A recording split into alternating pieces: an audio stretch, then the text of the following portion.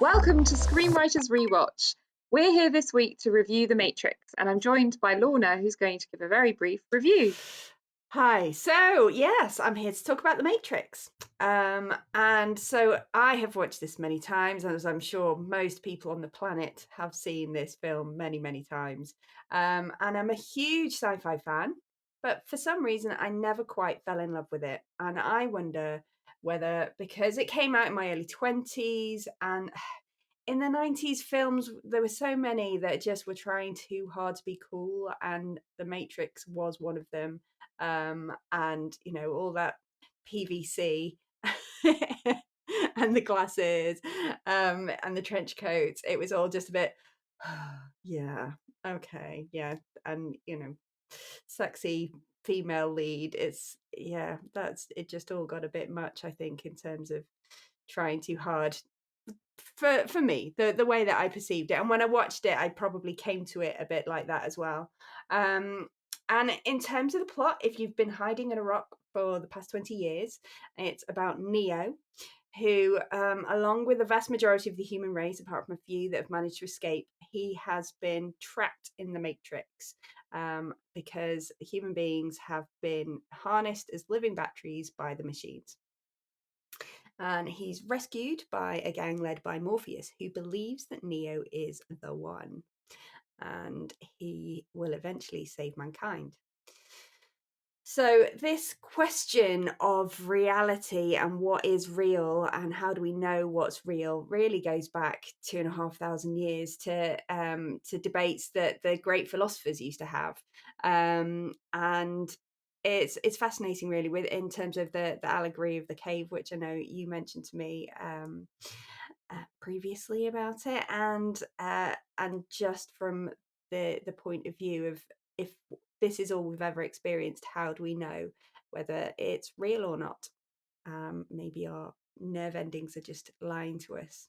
How do our brains know that the electrical impulses they've had are true and real? So in terms of the key themes of The Matrix, Neo very much has to overcome his doubts about his being the one. And when he goes to see the Oracle, she tells him that he definitely isn't. But in truth, it isn't until he believes that he's the one that he actually becomes the one, which again is exploring the relationship between truth and reality, because in many ways we are what we believe ourselves to be. If you believe yourself to be good, then you'll be a good person. If you believe yourself to be bad, then you end up becoming a bad person. That's the idea behind it, anyway.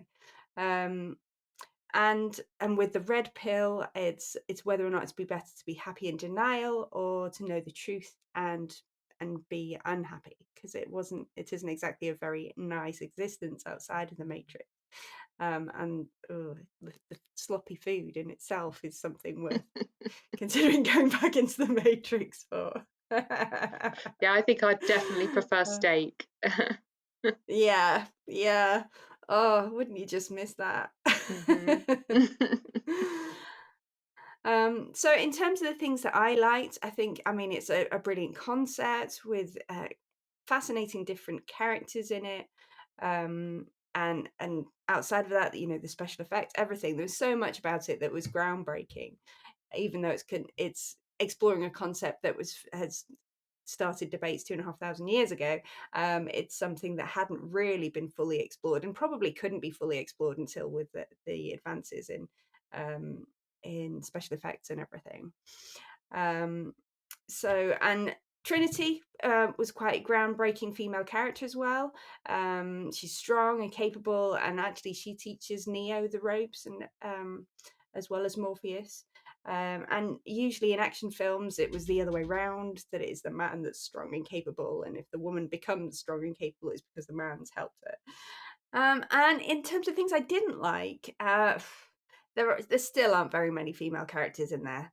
So there's Trinity, which, yeah, she's a strong female character, but her only real purpose is as the love interest, and there's the Oracle, who's a classic matriarchal character, and then there's also Switch, who actually switches between male and female, so whether or not they would identify as bigender or agender or male, sometimes, and female at other times. I don't know, but that was groundbreaking as well, which is brilliant that it had that representation in there. And yeah, so it's making progress, and definitely had come a long way from the previous films with um female love interest leads that are action films, but it's still not quite there yet. And so in terms of what I can take away from the film as a screenwriter and what kind of I enjoyed from that point of view, I feel like, well, there were times when Neo's motivation wasn't always entirely clear as well.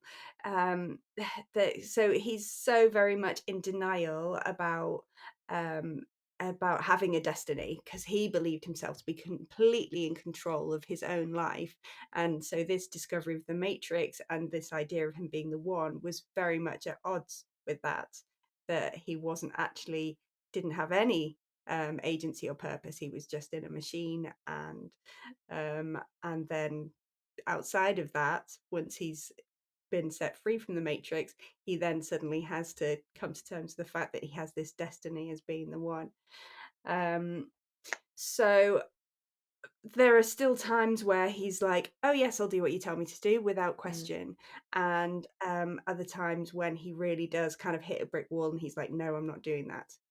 And so it's just, I felt like there were times when they could have just interwoven that in a bit better. But I mean, here's me like saying, if it had been me, I'd have done it better. But there are so many strengths to this film, and it is a great watch. It's a great action film with an incredible concept, and it explores some really interesting themes and ideas. Fantastic.